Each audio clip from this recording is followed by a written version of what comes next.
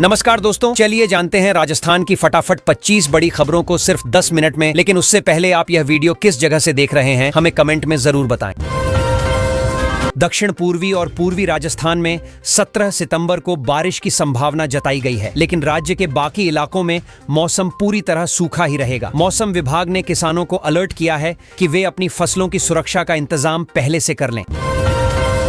मदन राठौड़ ने बड़ा आरोप लगाया है कि गहलोत ने एसओजी और एसीबी का दुरुपयोग कर विपक्षी नेताओं पर झूठे मुकदमे दर्ज करवाए थे। उनका कहना है कि इन मामलों का कोई ठोस आधार नहीं है और यह केवल राजनीतिक बदले की भावना से किया गया कदम था।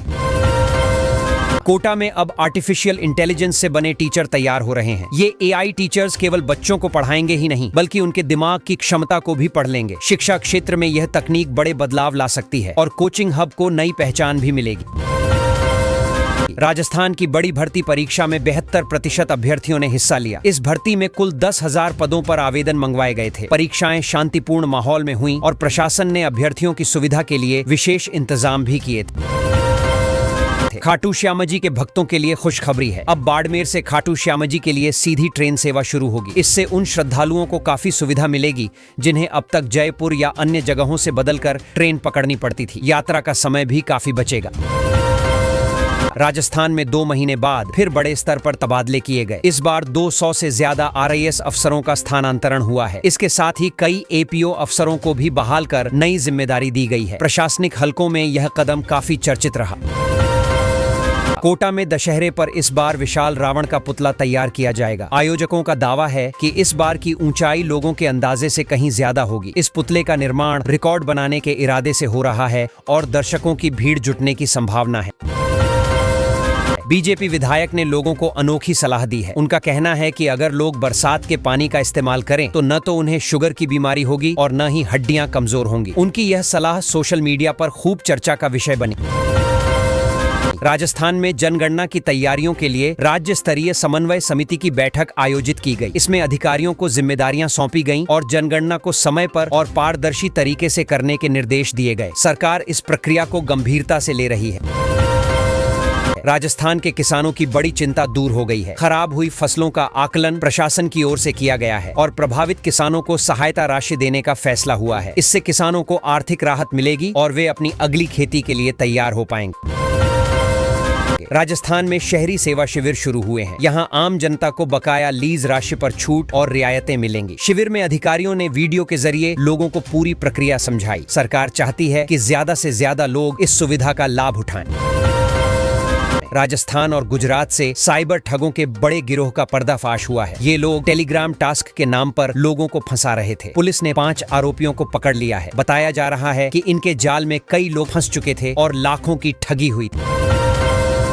राजस्थान की बिजली कंपनी में 2100 से ज्यादा पदों पर वैकेंसी निकली है। इसमें 10वीं पास और आईटीआई वाले अभ्यर्थी भी आवेदन कर सकते हैं। आवेदन की अंतिम तिथि नजदीक है, इसलिए युवाओं को जल्द से जल्द मौका पकड़ना होगा। यह एक बड़ा रोजगार अवसर है। मुख्यमंत्री शर्मा ने एक बैठक में राज्य के विद्यालय भवनों की गुणवत्ता पर खास जोर दिया। उन्होंने अधिकारियों को निर्देश दिए कि निर्माण कार्य में किसी भी तरह की लापरवाही न बरती जाए। बच्चों की शिक्षा व्यवस्था बेहतर हो, इसके लिए मजबूत भवन जरूरी है। भरतपुर का एक सनकी शख्स दिशा पाटनी की मां को फोन करता रहा। मामला बरेली तक पहुंचा और पुलिस जांच में सामने आया कि शख्स मानसिक रूप से परेशान है। उसने बिना वजह यह हरकत की थी। इस मामले के बाद अभिनेत्री के परिवार ने चिंता जताई। सचिन पायलट को बड़ी राहत मिली है। हाई कोर्ट ने यह साफ कर दिया कि गहलोत सरकार को गिराने की जो साजिश का मामला दर्ज हुआ था वह पूरी तरह फर्जी था। पायलट को इसमें क्लीन चिट दी गई है। इससे उनके राजनीतिक करियर पर छाए संकट के बादल हटे। राजस्थान विधानसभा में बड़ा विवाद खड़ा हो गया है। आरोप लगाया गया है कि स्पीकर अपने कमरे में बैठकर महिला विधायकों पर नजर रखते हैं। इसे लेकर कांग्रेस में घमासान मच गया है। विपक्ष और पार्टी के भीतर से भी कड़ी प्रतिक्रियाएं सामने आ रही हैं। बालोतरा में बिजली संकट गहराता जा रहा है। एफआरटी टीम की लापरवाही के कारण शहर हर रोज अंधेरे में डूब जाता है। लोग काफी परेशान हैं और लगातार शिकायतें कर रहे हैं। स्थानीय प्रशासन पर दबाव है कि जल्द से जल्द समस्या का समाधान निकाला जाए। जाए। राजस्थान में दवा विक्रेताओं ने सरकार पर बड़ा आरोप लगाया है। उनका कहना है कि RGHS योजना में अनियमितताएं हो रही हैं और उनके भुगतान समय पर नहीं किए जा रहे। इससे दवा आपूर्ति प्रभावित हो रही है। इस मुद्दे को लेकर विक्रेता अब आंदोलन की तैयारी में है। असाध्य रोगों से पीड़ित बुजुर्गों के लिए राजस्थान सरकार ने पैलिएटिव केयर योजना शुरू की है। इसके तहत मरीजों को घर पर ही उपचार की सुविधा मिलेगी। सरकार का मानना है कि इससे बुजुर्गों और उनके परिवारों को राहत मिलेगी और देखभाल आसान हो जाएगी। जयपुर हाईवे पर बने कई होटल और ढाबे अवैध पाए गए। प्रशासन ने कार्रवाई करते हुए इन पर बुलडोजर चलाया। लंबे समय से शिकायत थी कि नियम तोड़कर निर्माण किया गया है। अब प्रशासन ने सख्ती दिखाते हुए सबको हटा दिया, जिससे ट्रैफिक भी सुगम हुआ। जयपुर एयरपोर्ट पर बड़ा ड्रामा हुआ। एक विमान रनवे को छूने के बाद अचानक दोबारा उड़ गया। इस दौरान करीब 150 यात्रियों की सांसें थम सी गईं। हालांकि बाद में विमान को सुरक्षित उतारा गया। मामले की जांच शुरू कर दी गई है और पायलट से पूछताछ हो रही है। राजस्थान में इफ्को ने नैनो उर्वरक महाअभियान शुरू किया है। इसके तहत किसानों को आधुनिक कृषि विधियों से परिचित कराया जा रहा है। उर्वरक की कम खपत में बेहतर उत्पादन कैसे हो, इस पर जानकारी दी जा रही है। किसानों ने इस अभियान में उत्साह दिखाया। नवरात्र महोत्सव की तैयारियां जोरों पर हैं। राजस्थान के मूर्तिकार आकर्षक और भव्य मूर्तियां बना रहे हैं। इन मूर्तियों को मंदिरों और पंडालों में स्थापित किया जाएगा। कारीगर दिन रात मेहनत कर रहे हैं ताकि समय पर सारी प्रतिमाएं तैयार हो जाएं। कमर्शियल ड्राइवरों पर अब नया नियम लागू होगा। वे 8 घंटे से ज्यादा गाड़ी नहीं चला सकेंगे। उनकी निगरानी GPS और लॉगबुक के जरिए की जाएगी। सरकार का कहना है कि इससे सड़क हादसों में कमी आएगी और ड्राइवरों को भी पर्याप्त आराम मिलेगा। जयपुर में नरेश मीणा का आमरण अनशन फिर सुर्खियों में आ गया है। इस बार उन्होंने समर्थकों को ही लात छांटे मार दिए। एक्सक्लूसिव फुटेज में यह पूरा वाकया कैद हुआ है। मौके पर अफरा तफरी मच गई और पुलिस को हालात संभालने में खासी दिक्कतों का सामना करना पड़ा। इस हफ्ते 7 बड़ी सरकारी नौकरियों की आवेदन की अंतिम तारीख खत्म हो रही है। कुल 22,500 से ज्यादा पदों पर अवसर है। उम्मीदवारों के पास अब सीमित समय बचा है। नौकरी की तैयारी कर रहे युवाओं के लिए यह सुनहरा मौका है, जिसे हाथ से निकलने नहीं देना चाहिए। राजस्थान पुलिस कांस्टेबल भर्ती परीक्षा सफलतापूर्वक संपन्न हो गई। 3.76 लाख से ज्यादा उम्मीदवारों ने इसमें हिस्सा लिया। परीक्षा केंद्रों पर सुबह से ही भीड़ नजर आई। युवा अपने सपनों को पूरा करने की उम्मीद से इस परीक्षा में बैठे। अब सबको नतीजों का इंतजार है। अजमेर का 7 वंडर पार्क विवाद में फंस गया है। यहाँ ताजमहल की प्रतिकृति को तोड़ने के लिए बुलडोजर पहुंच गया। गुंबद को गिराने की तस्वीरें सामने आई हैं। लोग सवाल उठा रहे हैं कि आखिर यह पार्क क्यों जमींदोज किया जा रहा है। इस फैसले को लेकर बहस छिड़ी हुई है। राजस्थान कांस्टेबल भर्ती परीक्षा में धांधली के मामले सामने आए हैं। कुल 13 डमी परीक्षार्थी पकड़े गए। जयपुर में तो चाचा भतीजे को भी गिरफ्तार किया गया है। इस घटना से परीक्षा की पारदर्शिता पर सवाल खड़े हो गए हैं। प्रशासन ने सख्ती से कार्रवाई शुरू कर दी है। भारत का सबसे शातिर चोर सुर्खियों में है। उसने जज बनकर खुद की ही रिहाई का आदेश सुना दिया। यह मामला पुलिस और अदालत दोनों को हैरान कर गया। उसकी चालाकी और अपराधी दिमाग देखकर सब दंग रह गए हैं। फिलहाल पुलिस इस ठग को पकड़ने की कोशिश कर रही है। जोधपुर में भव्य अक्षरधाम मंदिर का निर्माण बिना लोहे के किया जा रहा है। इस अनोखी तकनीक से बना मंदिर पूरी तरह पत्थर से तैयार हो रहा है, जिससे इसकी मजबूती और सुंदरता दोनों बढ़ गई है। लोग इसे देखने के लिए उत्साहित हैं और इसे अद्भुत मान रहे हैं। रोहतक में DLSE सुपवा की नई बिल्डिंग की दीवारें स्टोन क्लैडिंग से बनी हैं। इस तकनीक से दीवारें और आकर्षक दिखती हैं और मजबूती भी लंबे समय तक रहती है। परिसर का लुक बिल्कुल नया और आधुनिक नजर आ रहा है, जिसे देखकर छात्र और लोग प्रभावित हो रहे हैं।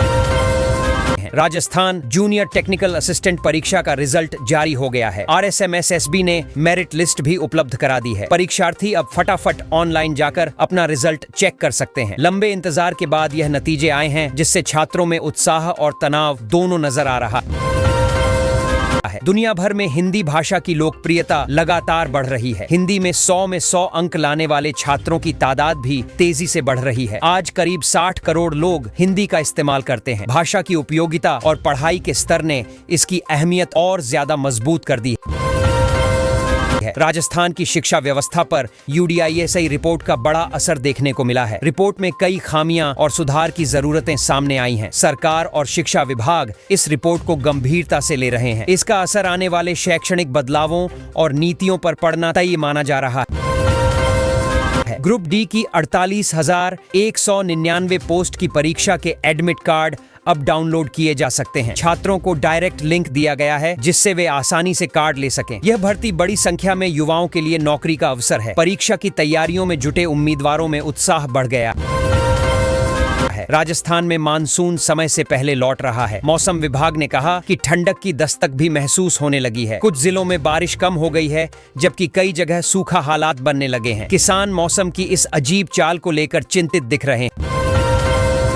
दिल्ली यूनिवर्सिटी में आज सचिन पायलट गरजने वाले हैं। वे जोधपुर की जोसलीन चौधरी के समर्थन में NSUI के लिए वोट मांगेंगे। उनका भाषण वीडियो में भी देखने को मिल रहा है। पायलट के आने से छात्र राजनीति में गर्माहट और चुनावी जोश और ज्यादा बढ़ गया है। राजस्थान के एक RAS अधिकारी ने सोशल मीडिया पर विवादित पोस्ट डाल दी। उन्होंने लिखा कि भारत में नेपाल जैसी क्रांति की जरूरत है। इससे राजनीतिक माहौल गर्म हो गया और सरकार ने अधिकारी पर सख्ती दिखाते हुए जांच शुरू कर दी है। राजस्थान पुलिस ने 7 साल से फरार इनामी बदमाश को पकड़ लिया। आरोपी आंध्र प्रदेश में छिपा हुआ था। पुलिस ने वहां दबिश देकर उसे गिरफ्तार कर लिया। इस बदमाश पर कई मामलों में मुकदमे चल रहे हैं और इनाम भी घोषित था। राजस्थान के 33 जिलों में क्रिकेट ग्राउंड बनाए जाएंगे। RCA ने इसकी तैयारी शुरू कर दी है। खिलाड़ियों में खुशी की लहर है क्योंकि अब स्थानीय स्तर पर खेल सुविधाएं बेहतर होंगी। वीडियो जारी करके इसकी पुष्टि की गई है। प्रधानमंत्री नरेंद्र मोदी के जन्मदिन पर राजस्थान में एक बड़ा विश्व रिकॉर्ड बनाने की तैयारी है। प्रशासन ने योजना बनाई है और लोग भी उत्साहित हैं। आयोजन से देश भर का ध्यान राजस्थान की तरफ जाएगा।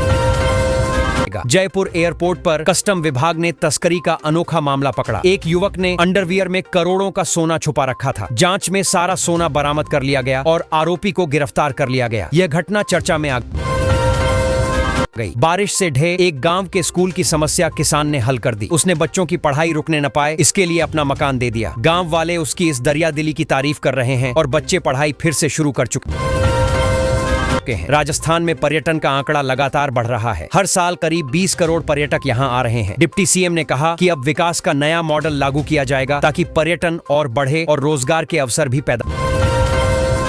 राजस्थान के IAS IPS अफसरों की दिल्ली डेपुटेशन की उम्मीदें टूट गईं। सरकार ने कड़ा फैसला लिया और यह कह दिया कि राज्य से बाहर भेजने पर रोक है। अफसरों में नाराजगी है, लेकिन सरकार इसे अपनी मजबूरी बता रही है। केंद्र सरकार ने राजस्थान को बड़ा तोहफा दिया है। शहरी विकास और शिक्षा के लिए 1121 करोड़ रुपए स्वीकृत किए गए हैं। इससे कई प्रोजेक्ट पूरे होंगे और शहरों की स्थिति बेहतर होगी। शिक्षा व्यवस्था में भी सुधार आने की उम्मीद जताई जा रही है। राजस्थान के शिक्षा मंत्री मदन दिलावर अचानक एक स्कूल पहुंच गए। निरीक्षण में 10 शिक्षक अनुपस्थित मिले। इस पर मंत्री भड़क गए और तुरंत कार्रवाई के निर्देश दिए। स्कूल स्टाफ में हड़कंप मच गया और बाकी कर्मचारी भी सावधान हो गए। राजस्थान कांस्टेबल भर्ती परीक्षा में बायोमेट्रिक जांच के बाद ही एंट्री दी गई। इससे नकल माफिया पर रोक लगेगी। परीक्षा केंद्रों पर सख्ती बढ़ा दी गई है और तकनीक का इस्तेमाल किया जा रहा है ताकि भर्ती प्रक्रिया पारदर्शी हो। पुलिस ने एक कार से नकली शराब बनाने का सामान बरामद किया। इससे करीब 55 लाख की अवैध शराब बनाई जा सकती थी। आरोपी फरार है,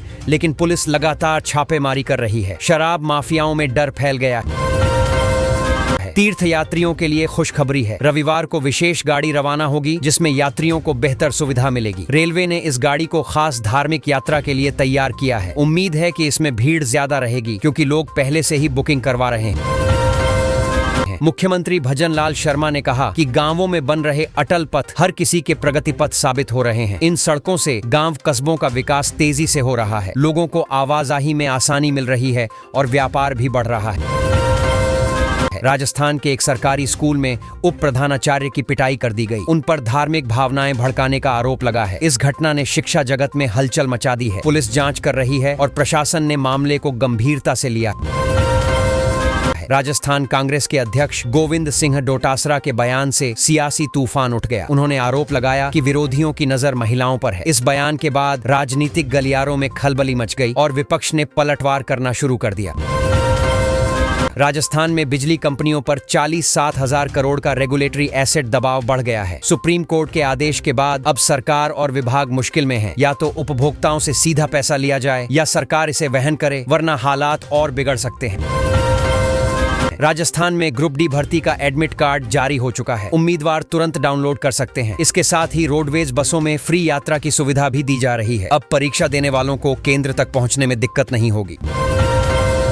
दक्षिण पूर्वी और पूर्वी राजस्थान में 17 सितंबर को बारिश की संभावना जताई गई है, लेकिन राज्य के बाकी इलाकों में मौसम पूरी तरह सूखा ही रहेगा। मौसम विभाग ने किसानों को अलर्ट किया है कि वे अपनी फसलों की सुरक्षा का इंतजाम पहले से कर लें।